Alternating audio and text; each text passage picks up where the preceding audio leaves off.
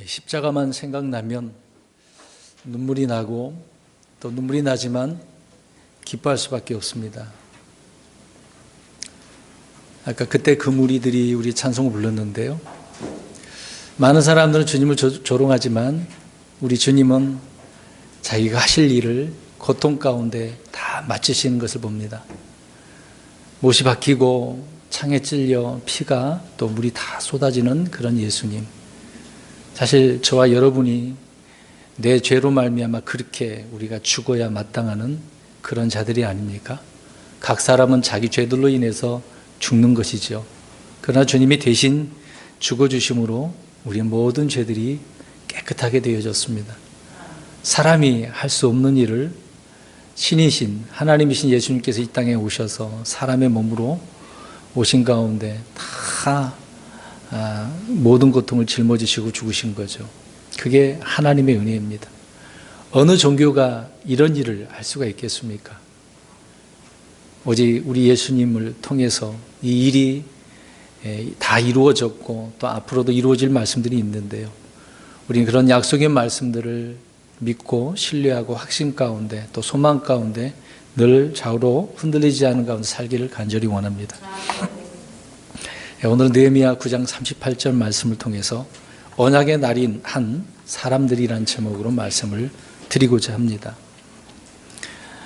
우리가 교회 그러면 이 교회는 그리스도를 믿는 사람들의 모임이잖아요. 눈에 보이는 교회가 있고 보이지 않는 교회가 있습니다. 주님의 몸된 교회, 그리고 또 지역교회로서 각 지역마다 이런 예배당이 있어서 믿음의 사람들이 모임으로 또 주님을 찬양하고 기도하고 말씀을 듣고 배워서 또 사랑하고 순종하고 또 섬기며 살아가는 거죠.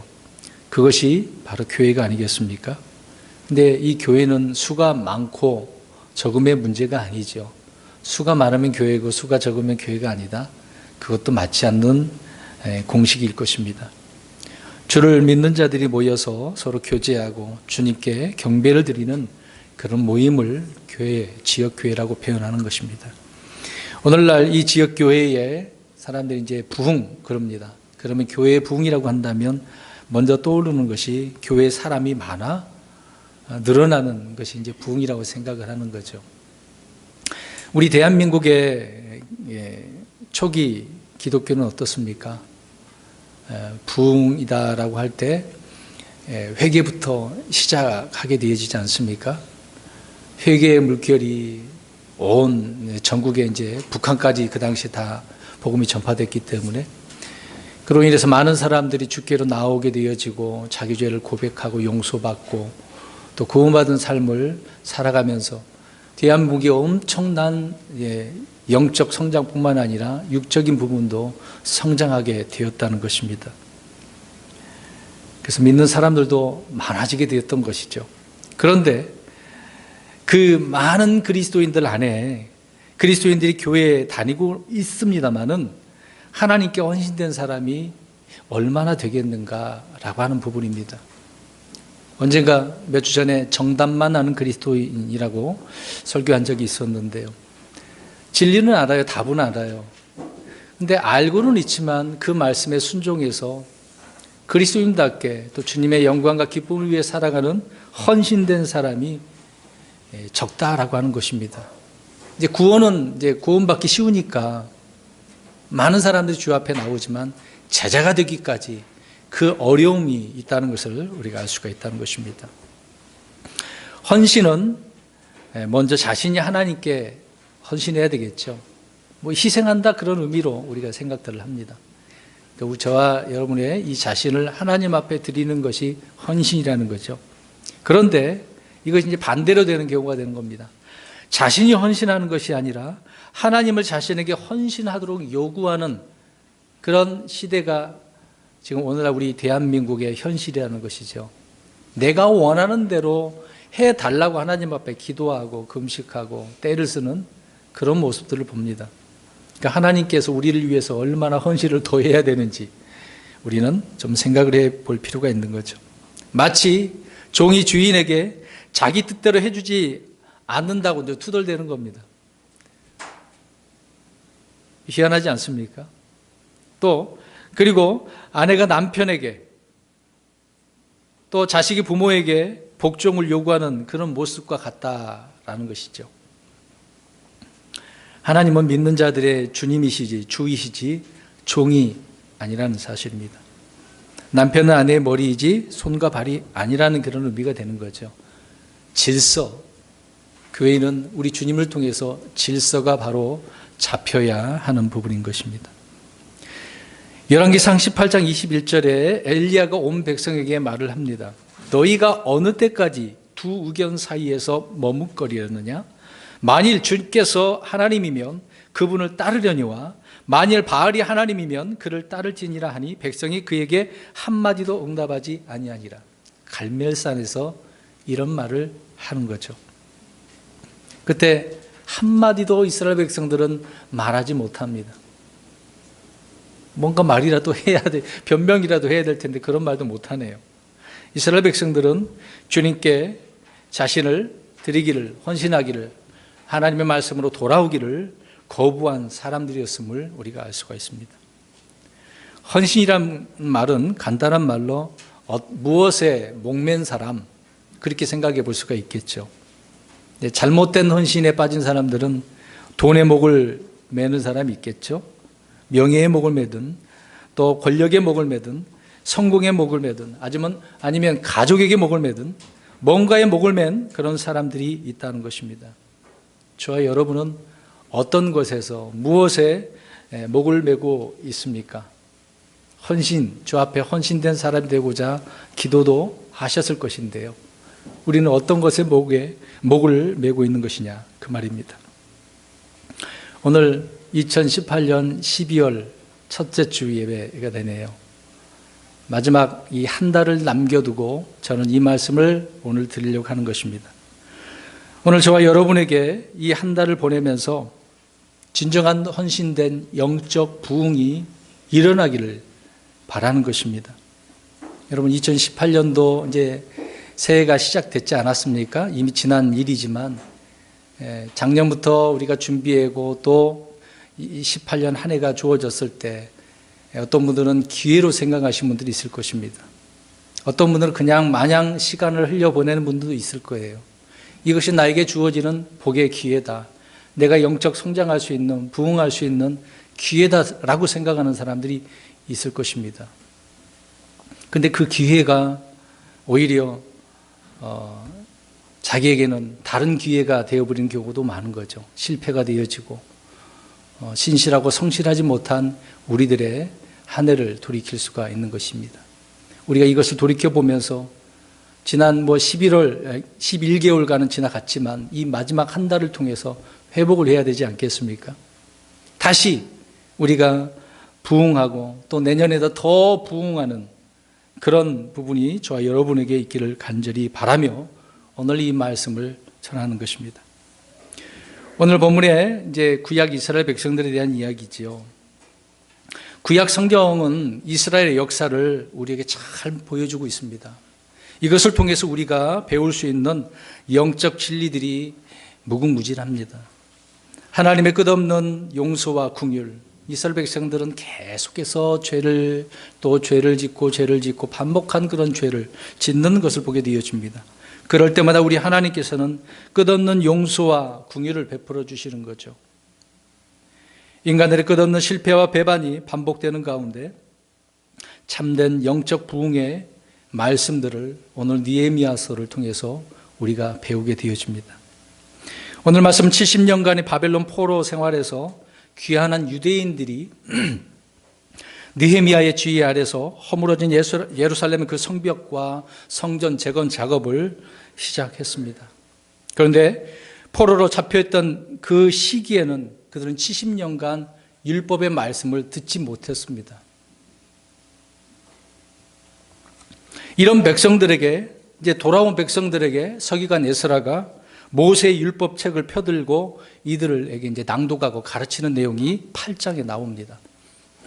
에스라가 강단을 만들어 놓고 이제 강론을 낭독을 한 것이죠.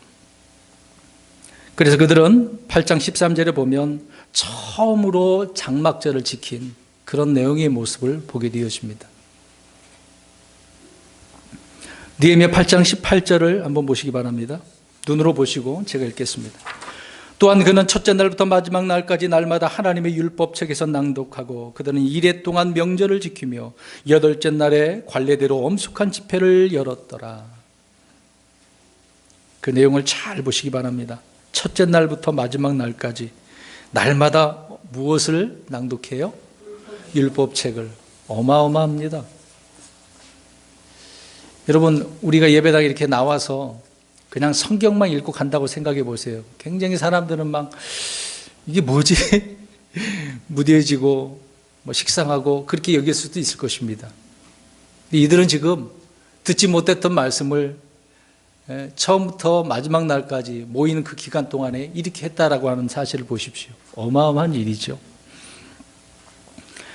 여러분, 영적 부흥은 하나님의 말씀을 제대로 듣는 데서 시작함을 알 수가 있습니다. 다시 말씀드립니다. 부흥은 어디부터 시작한다고요? 말씀을 듣는 데서 시작하는 겁니다. 듣는 데서. 말씀이 없는 부흥 과연 있을까요? 말씀이 없는데 수가 많아졌어. 이건 뭔가 이상하지 않습니까? 우리는 통성으로 기도하고 울부짖고 때로는 과거에 막 성령님이 임하달라고 이미 임했는데도 불구하고 또 불달라고 잘못된 그런 기도. 여러분, 그렇게 아무리 외쳐도 말씀이 없이는 안 됨을 우리는 성경을 통해서 알 수가 있습니다. 우리 잠언서 28장 9절을 한번 볼까요? 말씀을 듣지 않으면 아무리 기도해도 소용이 없어요. 잠언서 28장 9절을 보겠습니다. 시작. 사람이 자기 귀를 돌려 율법을 듣지 아니하면 그의 기도조차 가증한 것이 되리로다. 아멘. 말씀을 안 들으면서 기도한다? 그럼 하나님께서 그 기도를 들어주셔요? 안 들어주셔요? 안 들어주시는 거 가증하다고 여기시잖아요. 여러분, 부흥은 말씀을 듣는 데서 시작한다고 이야기를 하고 있습니다. 오늘 포로 생활에서 돌아온 이스라엘 백성들이 부흥하게 되어지는 아주 중요한 사실을 여기에서 말씀해 주고 있는 거죠. 저와 여러분의 삶 가운데 이런 부흥, 무엇부터 시작을 해야 되겠습니까? 말씀을 듣는 데서부터.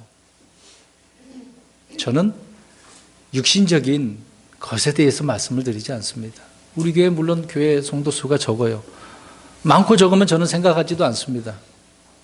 그 한 사람이 마지막 한 사람이 떠나기까지 제가 할 일을 해야 될 것이라고 생각을 하고 저는 그렇게 목양을 하고 있는데요. 하나님께서 원하시는 그대로 말씀 없이는 되어지지 않는다는 사실입니다. 오늘 9장을 전체로 우리가 이제 살펴보게 될 것인데요. 백성들이 이 영적 부흥을 이루기 위해서 어떻게 준비하며 나아가게 되어지는지를 보겠습니다. 첫 번째로 1절을 보십시오. 주의 말씀을 들었어요. 8장에서 에스라를 통해서 들었어요. 그래서 이제 백성은 어떻게 하느냐 이제 그 말입니다. 자, 말씀을 듣는 데서부터 이제 부흥이 시작됐으니까 그 부흥이 되려면 그들의 상태가 지금 어떻게 준비되어 나아가야 되는지를 9장에 나오고 있다는 겁니다. 1절을 한번 읽어볼까요? 백성들은 어떻게 했는지 서두 부분만 읽겠습니다. 시작. 이제 이달 24일에 이스라엘 자손이 모여 금식하며 모여서 무엇을 했습니까? 금식을 했네요. 사실 이제 저도 금식 잘 못합니다.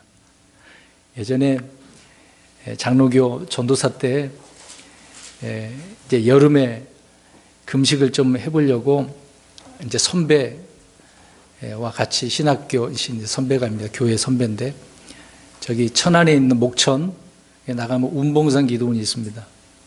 거기에 가서 이제 3일간 금식을 하자. 제 차를 끌고 같이 가서 이제 막 예배당 안에서 기도하고 울부짖고 이제 기도를 해요. 이제 그 당시에는 한참 훈련 기간이기 때문에 열심히 기도했는데 한 10분밖에 안 되더라고요. 어떻게든 하루 종일 기도하긴 했어요. 하루는 이제 금식을 하고 정말 부르짖어 기도하고 했는데 둘째 날 돼 보니까 배에서 막 꼬르륵 소리 나고 얼마나 그것 때문에 힘든지요. 자꾸 기도해도 뭐가 생각나겠습니까? 먹는 거 생각나고 기도 그 옆에서 그 식당에서 막 냄새 나는 거, 이거 막 냄새 나니까 더 먹고 싶고 시험에 들고 아주 힘들겠다는 거 생각이 들 수밖에 없었어요. 그래서 그 선배와 같이 서로 고민하고 있다가 서로 생각하는 것이 뭐냐면 우리 잠깐 밑에 좀 내려갔다 오자. 그래서 어떻게 했겠습니까, 제가요?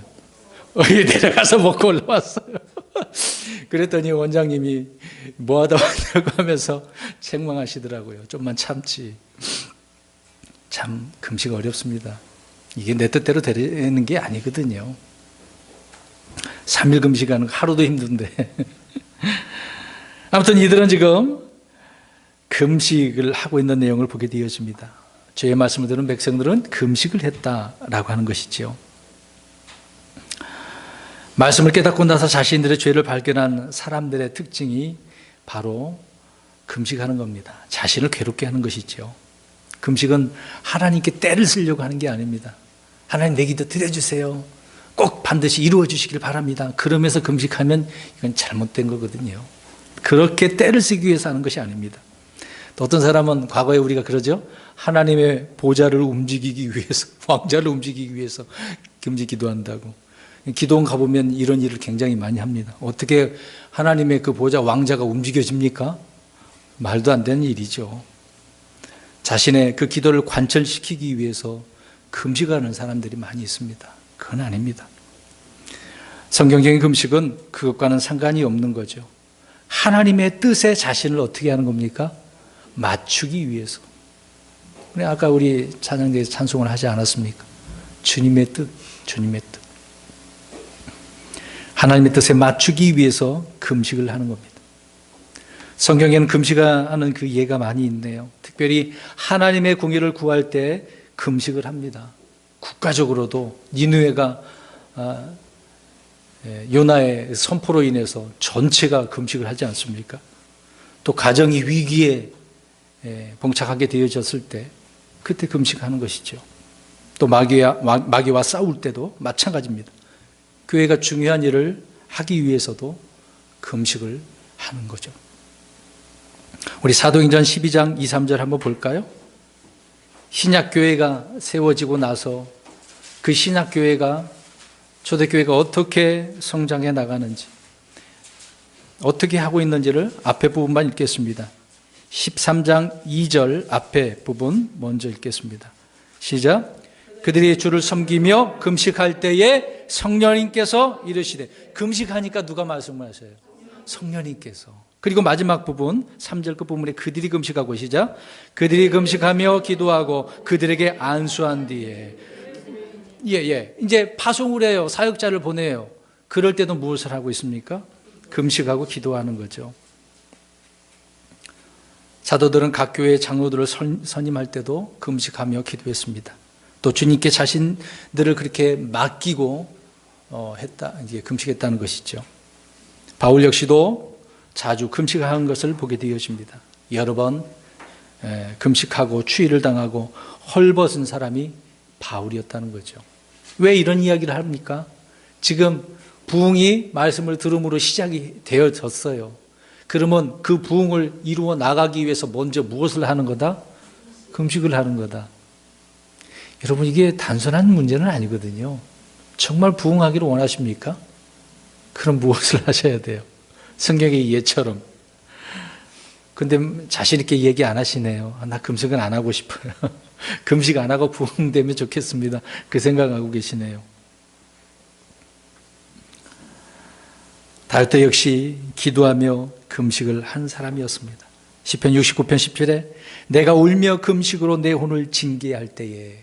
금식하는 이유는 뭐라고요? 자신을 징계하는 겁니다. 내 혼을 징계하는 거거든요.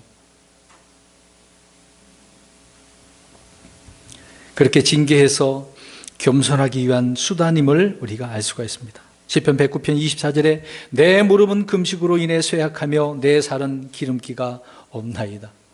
얼마나 이렇게 금식하며 기도했던지 이렇게 쇠약해짐을 다윗이 고백하고 있는 거죠. 이런 것을 볼 때 참 저는 부끄러운 것 같아요. 그렇게 못하니까. 좀 살이 쪄가지고 배가 좀 나와서 그렇지만 오히려 쇠약해진 게 아니라 더 몸이 그냥 강건해졌네.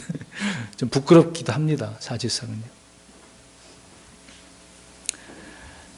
아무튼 백성들은 말씀을 듣고 부응되고 있는데 겸손한 모습을 봅니다. 그 다음에 1절, 그 다음 구절을 보십시오. 굵은 베옷을 입고 흙을 뒤집어 쓰며.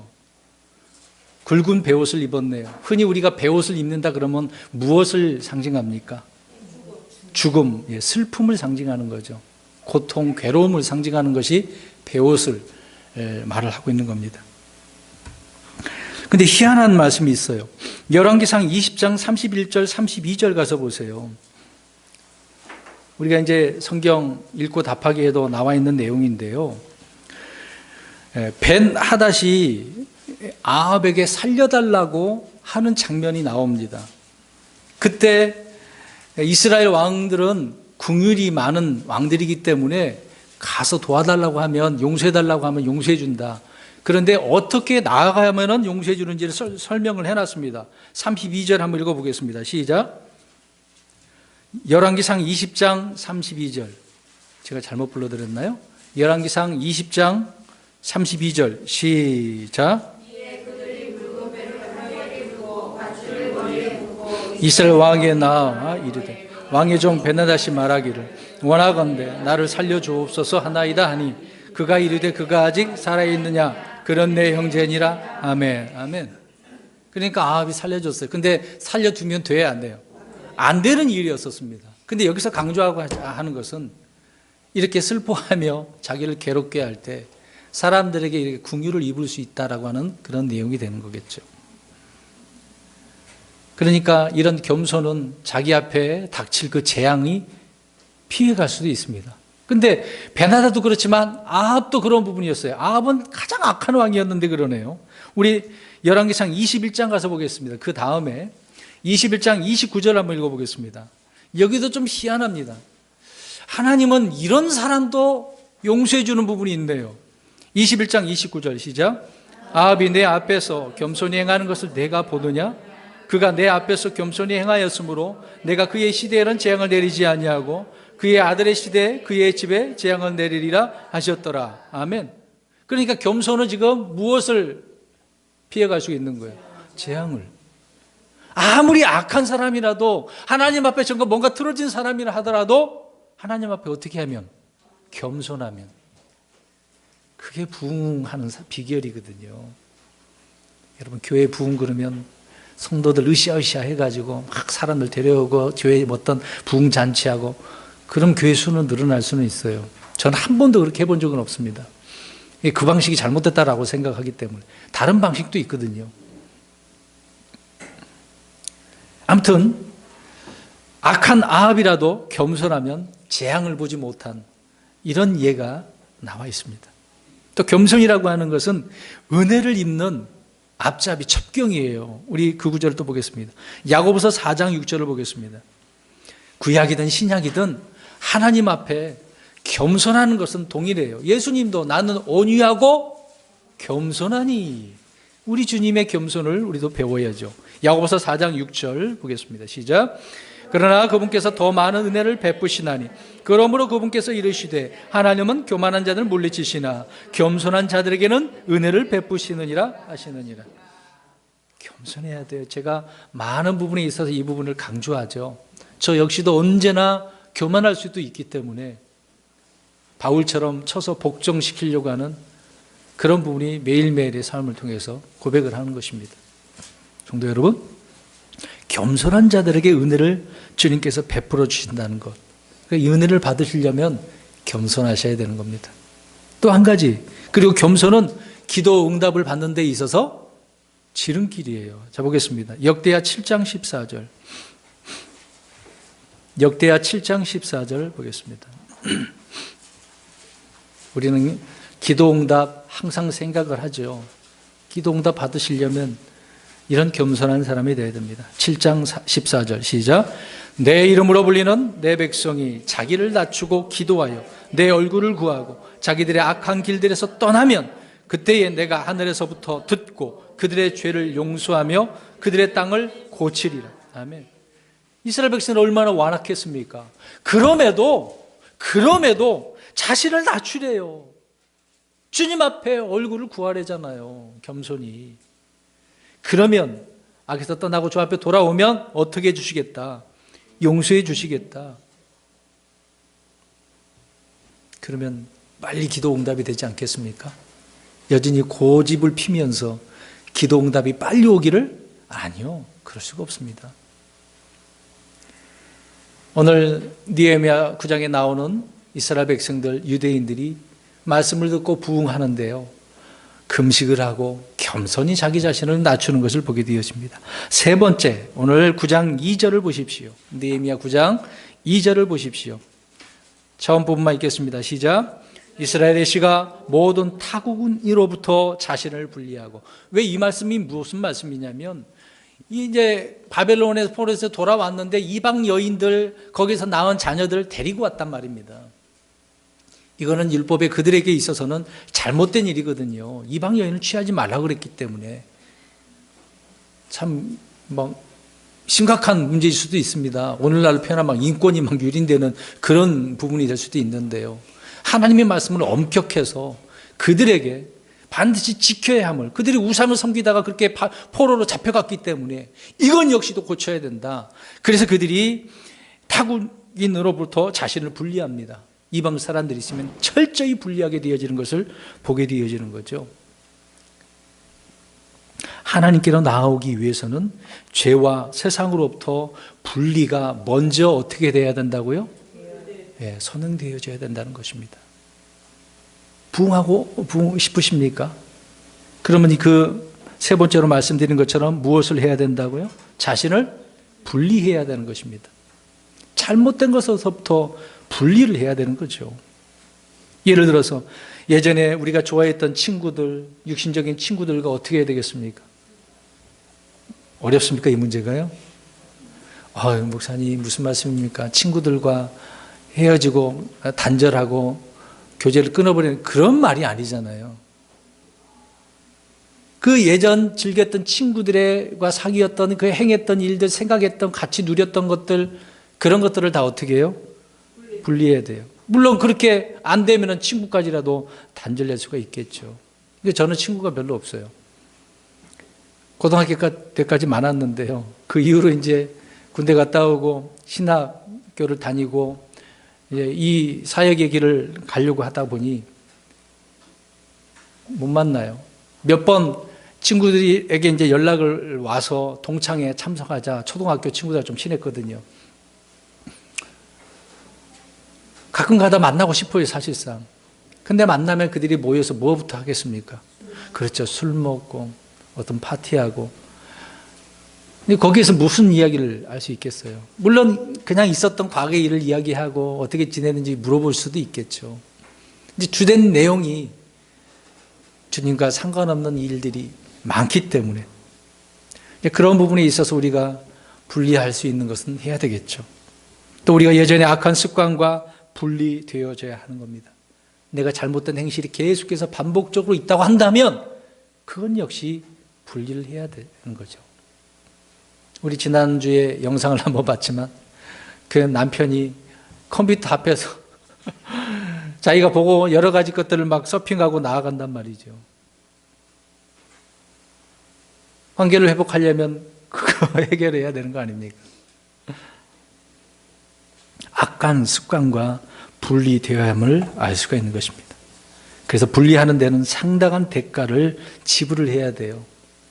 대가가 지불되어야 됩니다. 친구도 친지들도 떠날 수도 있고 또 거기에서 멸시를 받을 수도 있습니다. 심지어는 직장도 잃어버릴 수 있습니다. 미국에 가면은요, 예수 믿는다는 것을 함부로 그냥 공공장소에서 표현하다가는 잡혀갑니다. 심지어 판사가 잘못됐다, 동성연애가 잘못됐다고 말을 한마디 하다가 어떻게 된 줄 아십니까? 감옥에 들어갔어요. 미국은 지금 그런 시대가 됐습니다. 공공기관에서 이제 성경도 못 가르쳐요. 한마디 꺼냈다가 그냥 잡혀 들어가는 겁니다. 말씀으로 시작해서 부흥에 이뤘던 미국이 이렇게 타락한 때가 뭔지 아십니까? 무엇을 버린 줄 알아요? 말씀을 버렸기 때문에 그렇습니다. 그러니 그들에게 무슨 부흥이 있겠습니까? 여러분, 대가가 필요해요. 그것이 엄청난 데미지로 나에게 다가올 수도 있을 것입니다. 슬프기도 하고 괴롭기도 하죠.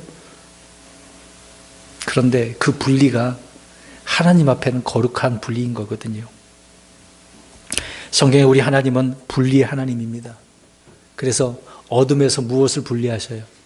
빛을. 빛에서 어둠이 아닙니다. 어둠에서 빛을. 같이 있을 수 없으니까.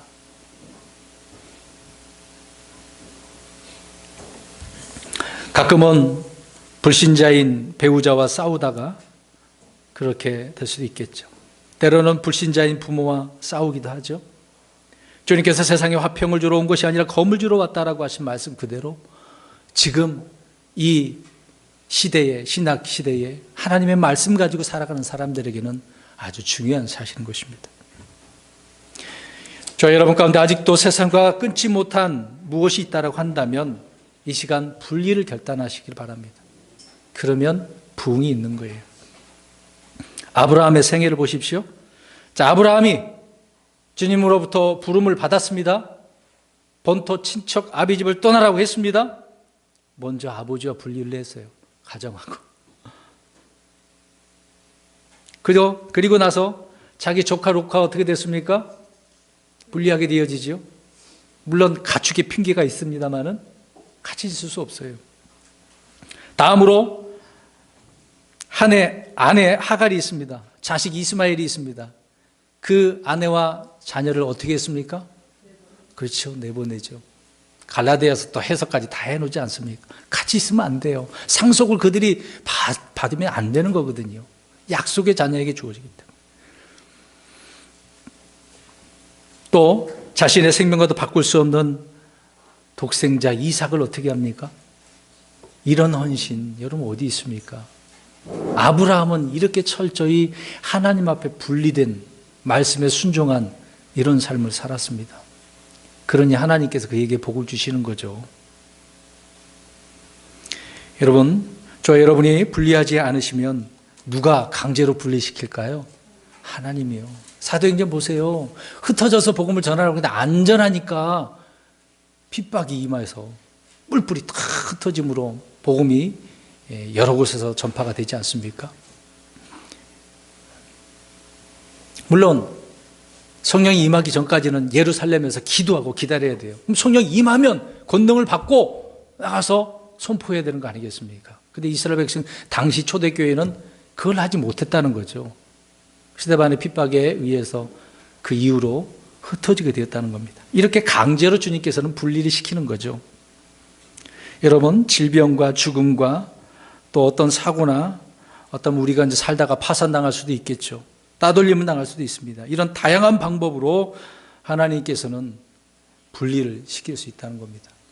그러니까 하나님께서 이렇게 강제로 분리하기 전에 먼저 어떻게 해야 돼요? 자신이 스스로 먼저 분리를 해야죠.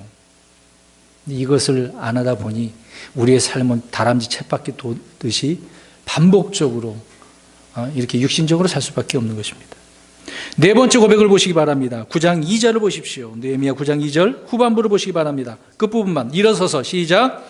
일어서서 자기 죄들과 자기 조상들의 불법들을 자백하니라. 잘못들을 지금 어떻게 합니까? 회개하는 거야. 죄의 고백이 있는 거죠. 자, 첫 번째가 뭐였습니까? 금식했어요. 두 번째로 겸손하게 되었고, 세 번째로 분리를 했네요. 네 번째는 죄의 고백이 있네요. 죄의 고백은 용서의 첫걸음을 말해주고 있는데요. 이는 하나님과의 관계 회복을 말해주고 있는 것입니다. 우리는 예수 그리스도를 믿음으로 모든 죄를 용서받고 깨끗함을 입었습니다마는 날마다 짓는 죄들을 고백하는 데 있어서는 주저해서는 안 된다, 그 얘기입니다. 매일매일 우리가 죄 안 짓고 어떻게 삽니까? 이런 육신의 몸을 입고서는 아직 이것이 해결되지 않았기 때문에 그럴 때마다 자신을 돌이키고 고백을 해야 된다는 거죠. 그래서 요한일서 1장 9절에 자백하면 주님께서 어떻게 해주신다고 합니까? 용서해 주신다. 아니, 이런 약속의 말씀이 있잖아요. 근데 왜 용서해 달라고 자백을 하지 않느냐 이 말이죠. 오늘 본문 3절에 그들은 그렇게 죄를 고백하는데 얼마 동안 합니까? 3절에 보세요. 얼마 동안 합니까? 낮 4분의 1이면 하루 24시간에 몇 시간이 될까요? 6시간이에요. 여러분, 놀라운 일입니다. 6시간 동안 죄를 고백을 하네요. 또 6시간 하나님을 경배하는데 시간을 보내고 있네요. 어마어마한 것입니다. 말씀으로 이렇게 부흥된 사람들은 이렇게 영적인 변화가, 부흥이 일어나게 되어지는 것입니다. 그 다음에 5번째로 3절 전반부를 보십시오. 앞에 부를 보시기 바랍니다. 읽겠습니다. 느헤미야 9장 3절 앞에 분 시작. 또 그들이 낮에 4분의 1 동안에는 자기 자리에 서서 주 자기들의 하나님의 율법책에서 낭독하고, 자 보세요. 금식하고 겸손하고 죄를 자백하고 분리를 하고 이렇게 주님 앞에 나아가면서 또 무엇을 읽고 있습니까? 율법책, 성경은 있네요. 물론 이제 읽는 사람이 있고 이제 듣는 사람도 있겠죠. 그러니까 책은 뭐 하라고 있는 것입니까? 읽으라고. 여러분 집에 책 많은 분들이 있을 거예요. 근데 한 번도 펼쳐보지도 않고 깨끗한 그런 책이 있어요. 근데 그건 그렇고 성경책은 어떻습니까? 성경책 깨끗한 분들이 많죠. 어떻습니까? 그만큼 안 봤다는 이야기가 아닐까요? 물론 줄을 볼펜으로 칠을 하지 않더라도 많이 보면 그 종이가 어떻게 될까요? 두꺼워지고 닳아지죠. 부풀어 오릅니다. 그냥 넘기지도 않았기 때문에 빳빳하니 잘 안 넘겨지지 않습니까? 손때가 묻으면 금방금방 넘어가거든요. 여러분, 오늘 이스라엘 백성들은 지금 율법책을 낭독하고 있습니다. 여호수아 1장 8절에 여호수아에게 주님께서 명령을 하십니다. 너는 이 율법책을 내 입에서 어떻게 떠나지 말게. 입에서 떠나지 말게 하라는 말이 무슨 말이에요? 읽으라는 이야기잖아요. 소리내서 말을 하는 이야기입니다. 성경은 일단 읽는 것 말하는 것이죠. 믿음, 묵상, 순종, 그 다음 단계예요. 먼저 무엇을 해야 된다고요? 읽는 거라고요. 읽어야 순종이 있고, 읽어야 믿음이 생기고, 읽어야 어떤 묵상이 될 거 아니겠습니까? 신명기 17장 18절 19절 한번 보겠습니다. 이스라엘 백성들에게 앞으로 왕이 있게 되어지면 그 왕이 어떻게 해야 되는지 보세요. 여러분, 천민도 문제가 아니고 지금 왕까지라도 하나님께서 이렇게 하라고 말씀하고 있습니다. 신명기 17장 18, 19절 17장 18절 19절 시작. 그가 자기 왕국의 왕자에 앉거든 그는 자기를 위해 레위 사람 제사장들 앞에 있는 그것에서 이 율법책을 전부 필사하여 평생토록 자기 곁에 두고 그 안의 것을 읽어서 주 자기 하나님 두려워하기를 배우며 이 율법의 모든 말과 이 법규를 지키고 행할 것이니라. 아멘. 옆에다 둔 다음에 열심히 읽으래잖아요. 그래서 배워야죠. 깨달아야죠. 지키 행해야 되죠. 뭐 읽지도 않는데 어떻게 지키 행할 수 있겠습니까? 배울 수가 있겠습니까? 이스라엘 백성들은 그랬다 치더라도 저와 여러분은 자 여기 나 왕 싫습니다라고 하는 분 손 들어보세요. 나 왕 아닙니다. 없죠. 저와 여러분은 다 왕이잖아요. 우리는 왕 같은 제사장이라고 했기 때문에. 이스라엘 왕도 지금 옆에다 두고서 어떻게 합니까? 읽어요. 저와 여러분은 왕 같은 제사장인데 어떻게 하고 계시냐 이 말입니다. 그러면 감사한 일이죠.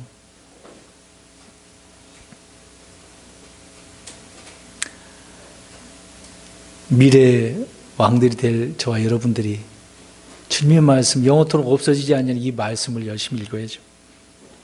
여러분 성경을 읽다가 구원받은 사람도 있어요.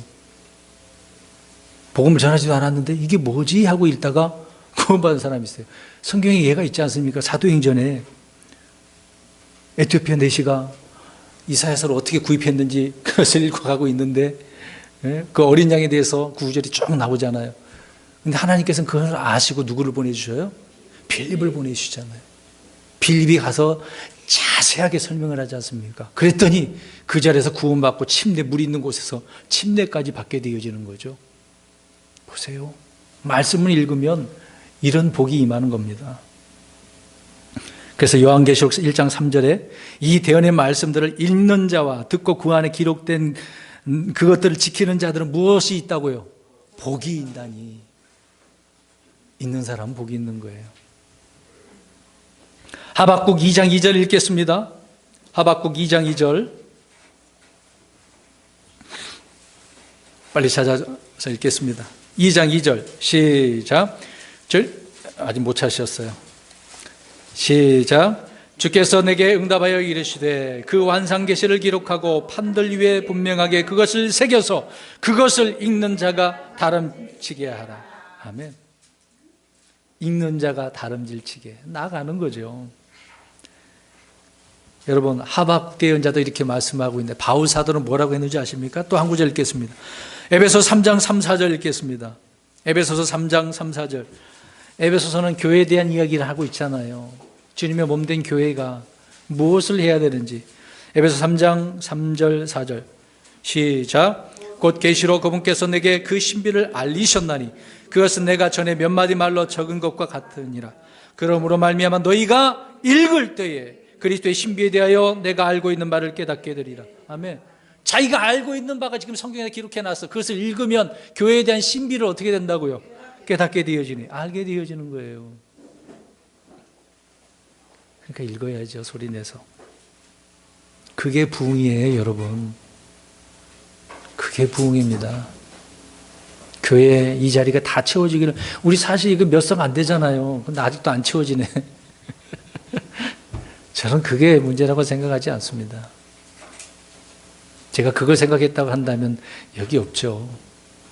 타협을 하고 개신교에 남아 있어서 큰 교회 가서 부교육자 생활도 하고 인기도 받고 성gin도 받고 왜 못하겠습니까?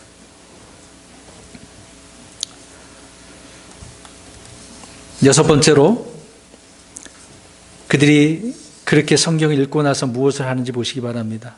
주님 앞에 경배를 하네요. 경배를. 3절 4절에 나와 있죠.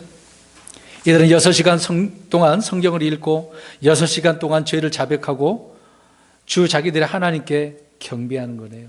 경배, 예배와 같은 말이죠. 요한복음 4장 24절에 하나님은 영이시니 그분께 경배하는 자들이 반드시 영과 진리로 그분께 경배할지니라. 이 영이란 성령으로 거듭난 영을 말하는 거죠. 저와 여러분의 자신에게 영이 있지 않습니까? 그 영이 진리로 하나님의 말씀을 가지고 하나님께 경배하는 거예요. 주님을 섬기는 겁니다. 그러나 구원받지 못한 사람들은요, 영이 죽어 있기 때문에 주님을 경배할 수가 없어요. 아무리 이 자리에 앉아 있어도요, 소용이 없는 겁니다. 진리라고 하는 것은 하나님의 말씀인 거죠. 주의 말씀을 가지고. 자, 이렇게 이들은요, 말씀을 듣고 난 뒤로 금식하고 겸손하고 분리하고 죄의 고백을 하고 성경을 읽고 경배했다라는 것입니다. 이게 부흥하는 사람들의 과정이에요. 부흥의 비결입니다. 교회가 부흥하기 위해서 문화센터도 만들고 스포츠센터도 만들고 유명한 사람 데려다가 어떤 강의도 하고 그건 부흥이 아닙니다. 하나님께서 기뻐하시는 것은 아니거든요. 자, 이렇게 그들이 주님께 경배까지 했습니다. 그랬더니 이제 레위 사람들이 하나님 앞에 무슨 기도를 하는지 한번 보겠습니다. 4절부터 31절까지 말씀을 하고 있는데요. 자, 느헤미야 9장을 펼치시고 4절부터 31절 제가 읽는 그 구절들을 눈으로 보시기 바랍니다. 오늘 이 기도는 성경에 가장 긴 그런 기도 내용이 여기 9장에 나와 있는데요. 4절을 보십시오. 주 자기들의 하나님께 어떻게 했습니까? 부르짖었네요. 그리고 백성들을 일으켜 세워서 하나님을 찬송하도록 인도하고 있는 내용입니다. 일어서서 영원무궁토록 주 너희 하나님을 찬송할지어다. 주의 영화로운 이름 곧 모든 찬송이나 찬양보다 위로 높여진 그 이름을 찬송할지어다. 주님의 이름을 높이라는 거죠. 여기서 보시기 바랍니다. 우리 그리스도인들 중에 특징 중에 하나가 찬양의 입술을 가지고 있네요. 찬양 많이 불러야 되는데 여러 번 강조했던 부분이긴 합니다. 이 입술의 열매가 성경을 읽는 부분도 있지만 주님을 찬양하는 것도 정말 소중한 부분인 거죠. 아니, 기도하는 그런 내용 중에 이런 찬양이라고 하는 부분이 들어있네요. 그 다음에 6절 보십시오. 이제 기도하면서 이스라엘 역사를 쭉 설명을 합니다. 그들의 과거가 어땠는지를. 근데 그 6절 가운데 보니까 주님께서는 어떤 분이래요? 창조주 하나님이시고 그 창조한 것들을 보존하시는 그런 분임을 선포하고 있는 내용입니다. 보이는 것과 보이지 않는 것을 창조하신 그 창조주 하나님, 그 창조주 하나님께서 지금은 어떻게 하고 계실까요? 그 창조하셨던 것들을 말씀으로 어떻게 하시겠습니까? 붙들고 계시는 거죠. 히브리서 1장 3절에 자신의 권능의 말씀으로 모든 것을 떠받치시는 그런 하나님을 말씀해 주고 있는 것입니다.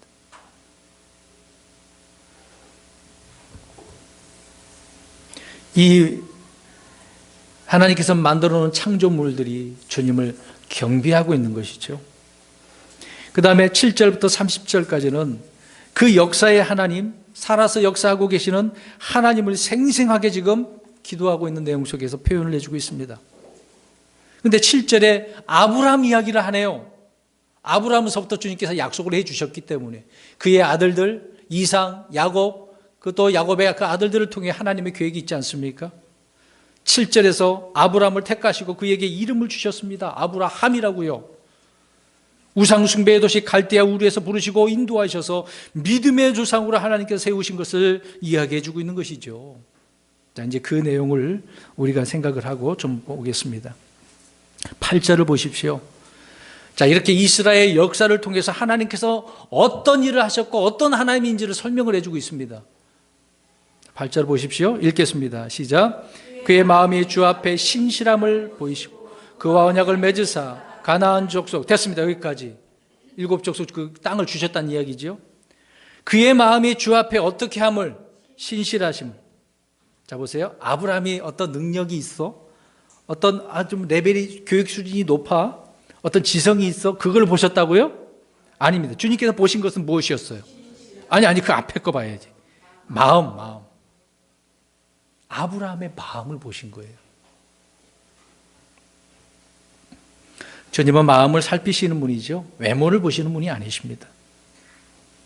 여러분, 인류 역사의 기독교 그 교회사 역사에 정말 신실한 그 일꾼들이 바로 하나님 앞에 이런 마음을 드리는 그런 사람들이었었습니다. 그런 중세 시대에 얼마나 믿음의 사람들이 피를 흘렸습니까? 우리 그리스도인들이 반드시 갖추어야 할 덕목 중에 하나가 이 신실함, 성실함이 아닐까요? 이제 저 역시도 한 해 동안 그리 하지 못했습니다. 우리 교회 주보에다가 앞에다가 표열을 항상 해놓잖아요. 어떻게 하라고 해놨습니까? 근데 그게 잘 안 됐네요. 저 역시도 그렇습니다.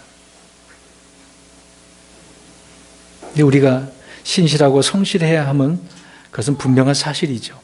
고린도전서 4장 1절 2절에 사람이 마땅히 우리를 그리스도의 사역자여 하나님의 신비들을 맡은 청지기로 여길지어다. 또한 청지기들에게 요구되는 것은 신실한 사람으로 드러나는 것이라.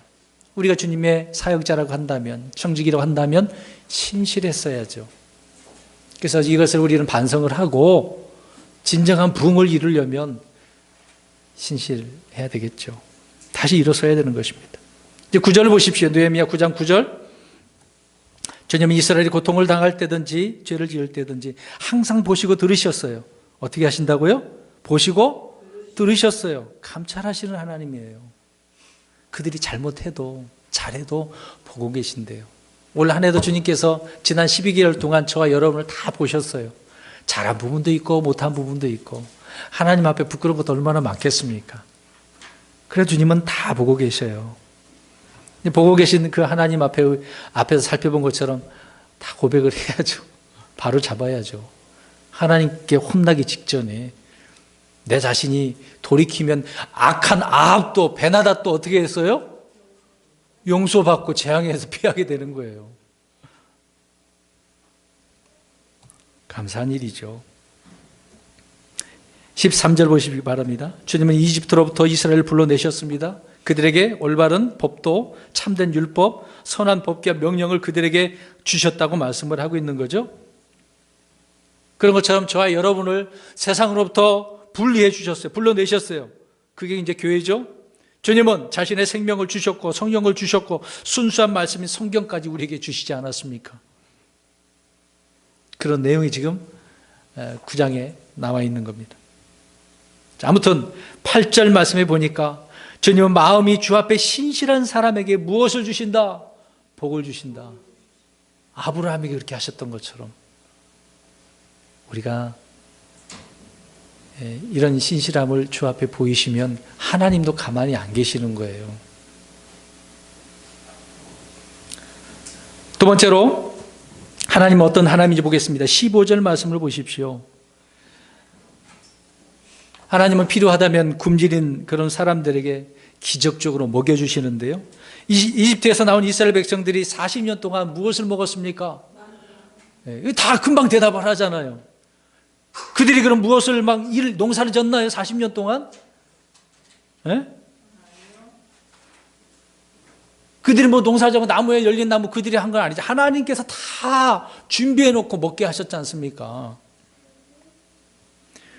40년을 여행만 하면서 이렇게 먹고 싸고 살았어요. 옷이 헤어지지도 않고 신발도 헤어지지도 않고. 여러분 보세요. 200만 명 이상이 40년 동안 이렇게 했다니까요. 이건 정말 놀라운 거예요. 우리 하나님은 그렇게 하실 수 있는 가능한 하나님이라는 것입니다. 그런 하나님을 그들이 가지고 있는데 섬기지 못하니 얼마나 답답한 일입니까?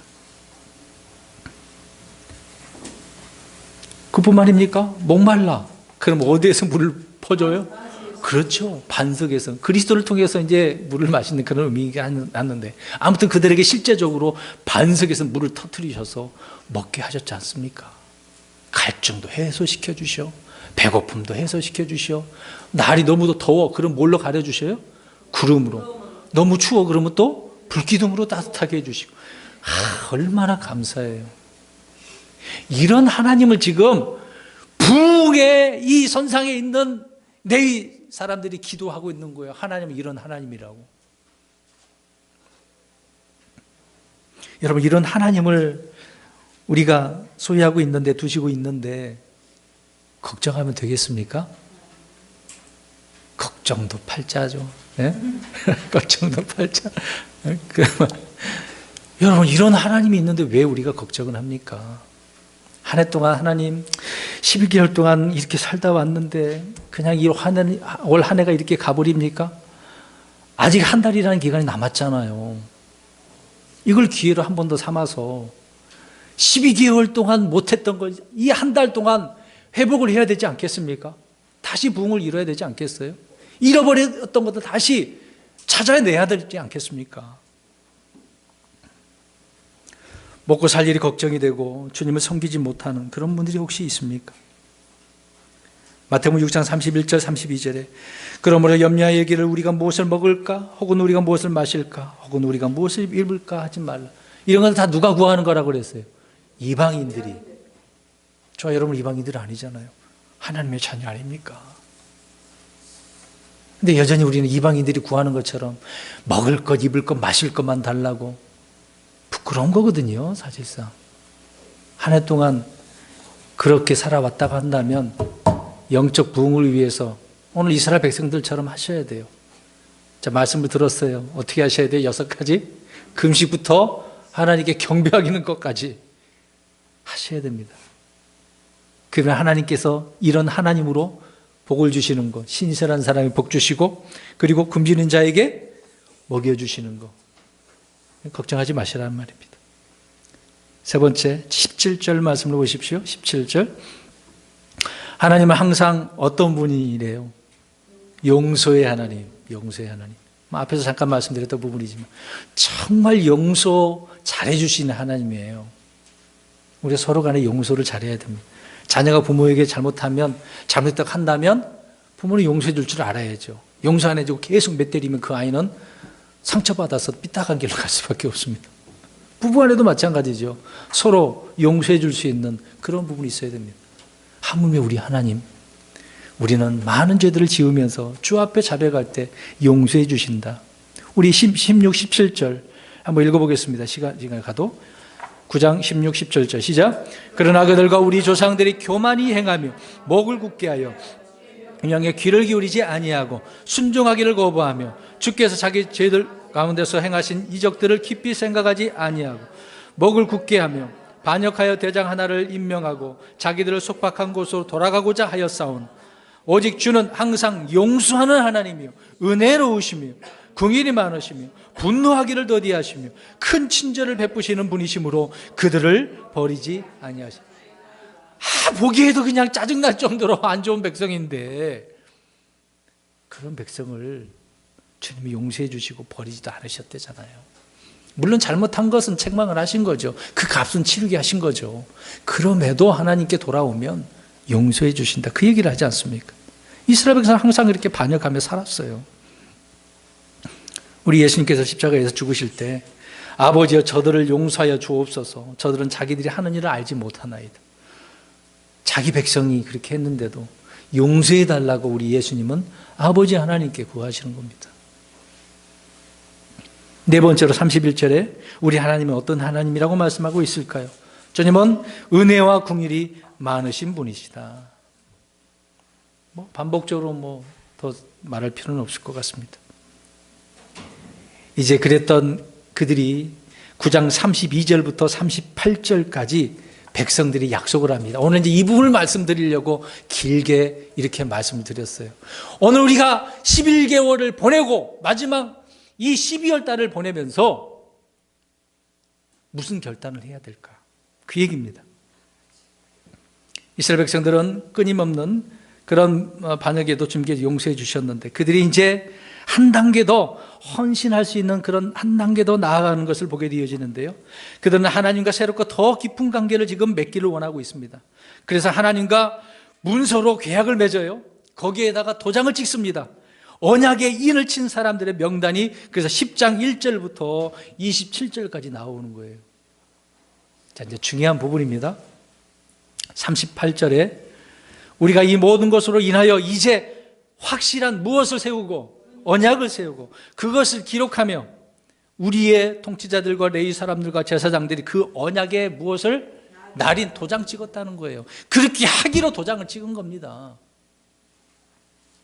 말만 한 게 아니었어요. 문서로 그냥 남겨둔 거예요. 문서로. 우리가 어떤 회의를 하면 반드시 문서 남기지 않습니까? 하나님 앞에 문서를 만들어서 도장을 찍었다는 것은 정말 놀라운 일이거든요. 그런데 사람들이 아무리 맹세한다고 해서 그대로 되는 것은 아닙니다만은 아무튼 그들의 지금 결단을 한번 보시길 바랍니다. 오늘 이 12월 달에 저와 여러분이 결단을 하자는 거예요. 결단을. 여기서 우리가 배울 수 있는 교훈이 바로 하나님 앞에서 올바른 삶을, 새로운 삶을 살겠다라고 하는 결단 아닙니까? 이런 분명한 결단. 이것이 되어져야 내년 2019년도가 부흥의 역사를 경험하시게 되는 겁니다. 성도 여러분, 영적 부흥은 바로 이렇게 죄에 대한 고백과 겸손과 주님을 찬양하고 나아갈 때 이루어지는 겁니다. 주님을 돌아보고 지금도 동일하게 역사하신 그 주님을 인식하는 데서 비롯되는 것이 영적 부흥 아니겠습니까? 하나님은 어떤 분이신가를 정확히 알고 자신이 얼마나 연약한 존재이고 반역과 죄악을 반복하며 살았는지 이거를 깨닫는 사람이 되어야 되는 거죠. 깊이 깨닫고 은혜와 긍휼을 구하고 하나님 앞에서 믿음의 선한 결단을 내리는 그런 삶. 오늘 2018년 12월 이 귀한 기회의 달이 되기를 주의 이름으로 축원합니다.